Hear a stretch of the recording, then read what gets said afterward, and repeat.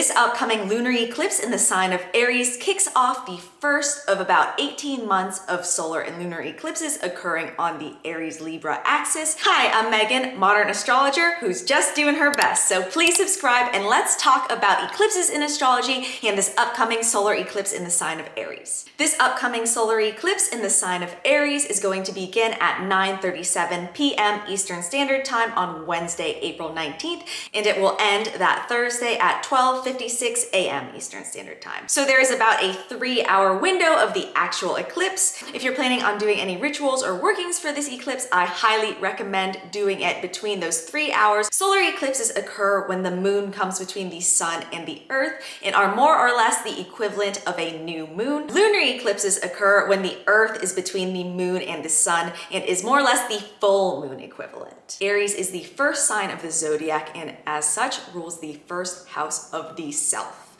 Aries' glyph is the ram, and it is a cardinal fire sign. That's a lot to take in, but Aries is very much the quintessential leader of the zodiac, the go-getter, the ram, the wanting to take action, and not really caring about what everyone else thinks. Aries energy invites us to be quote unquote selfish and really dive deep into our sense of self. What gives us energy? What things are we put on this planet for? Especially in today's world, we are so disconnected from that sense of self, always doing things that we should do that maybe drain our energy instead of just doing those things that bring us joy. I know I'm definitely guilty of watching the same comfort shows all the time when really I love to read. So why even do that negative habit in the first place? This is going to be a really, really great eclipse for those kind of breakthroughs. And I invite you during this eclipse to really make note of what tasks make you feel flow and what tasks bring you energy rather than deplete your energy. And maybe direct yourself these next 18 months of Aries Libra eclipses toward things that bring you energy. And obviously being drained all the time is not the way to live your life. So if you can relate to this, maybe look inward and see where are you draining your energy? Where are you spending your energy in ways that are not giving a good return to you, that are not bringing you fulfillment?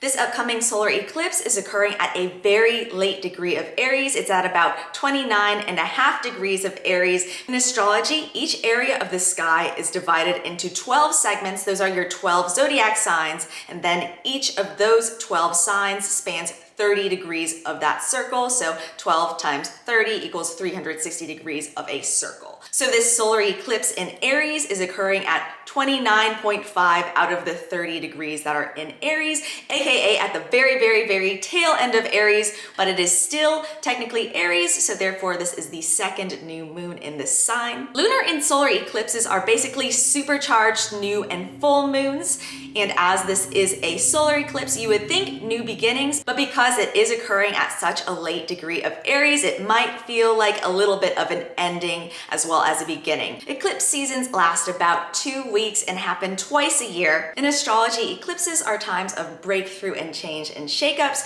You can expect chaos pretty much during eclipses. If you're someone with a lot of Aries placements, this solar eclipse might affect you a little bit more, but solar eclipses, you can expect a little bit of a shake up. We are exiting the Taurus-Scorpio eclipse axis, and thank God for that, where we've been over the past 18 months coming at you as a Scorpio stellium. I am so done with the just shenanigans of eclipse season, although I am a Libra sun, so we'll see how this one goes. For this solar eclipse in Aries, you can expect to begin something or maybe a theme that will keep coming up for the next 18 months or so during the next eclipse cycle. For the last 18-month eclipse cycle that was in Scorpio and Taurus, I began the process of buying my house, and then in the last lunar eclipse in Scorpio, I had my housewarming party. So it's very much a opening of a new chapter, a beginning of a new chapter, which you have to end the previous chapter to begin, and then continuing that chapter for the next 18 months of the eclipse cycle in that axis, which in this case is Aries and Libra.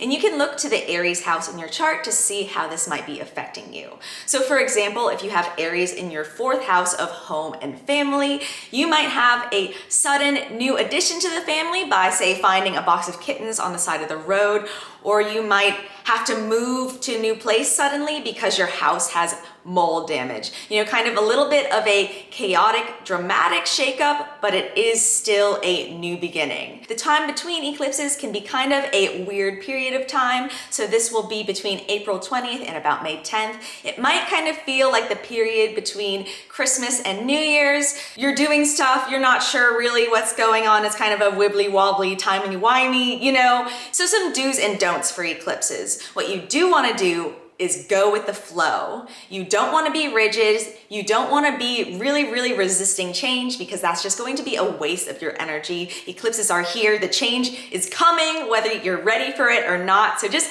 go with the flow and be open. Eclipses are a very illuminating time. They're supercharged new moons, supercharged full moons. They are going to show you things about yourself and others. They might test your patience. I'm gonna be honest. Eclipse seasons are more challenging. Nothing is neither good nor bad, it merely is, but eclipses are a more challenging time in astrology. Sorry, it is what it is, okay? We're all living through it. You know, you can't always have the good, easy times like we had earlier this year. The astrology was really good. Something I would not recommend you do during eclipse season is to manifest anything, and manifest anything very specific. Now, side note, some people who are into chaos magic can maybe do stuff around eclipses. I can't speak on that. I don't know much about it. That is just a side note. If you're into that, you know who you are. Don't listen to me.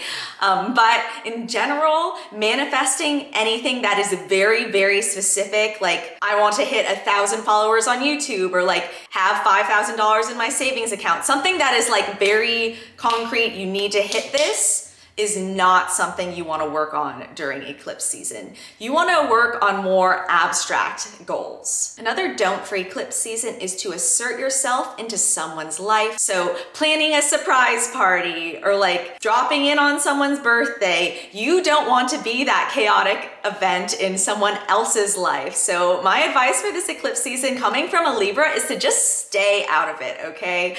Just keep to yourself, stay in your lane, at least during eclipse season. Another thing I would not recommend doing during eclipse season is to launch a new venture from scratch. So launching a website, you know, maybe announcing a new business venture. And if you have to do these things, like live your life, just know that they might come with unexpected challenges and things might not go your way. Another thing not to do with this eclipse is to quit your job. Mercury goes retrograde about a day after the eclipse, and you don't want to mess with that. I expand quitting your job into making any like crazy, intense life decisions with lasting repercussions. You want to wait. You just want to wait. Like, sorry, if you have to do it, challenges cause you to grow, but I would recommend, if you can avoid it, just not doing those. Try to make the time between eclipses as much of a filler episode as possible. Don't try to plan trips or crazy events. Just like, you know, keep it mellow. A great ritual for this solar eclipse in Aries is a burning releasing ritual. So what you're going to do for a burning releasing ritual is you're going to write a bunch of things you want to release on a piece of paper.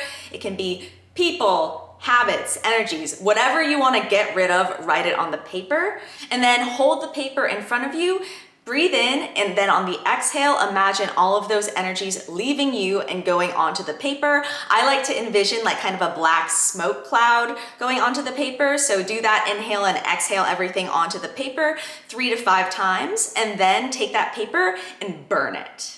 And this is going to be such a great way to kick off this Aries solar eclipse. It is going to feel like a physical release, and I bet if you do this, you will actually feel lighter after you do it. So some journaling questions for this eclipse are: what do I need to accept to heal? What is being revealed to me? What do I need to say goodbye to in order to begin something new?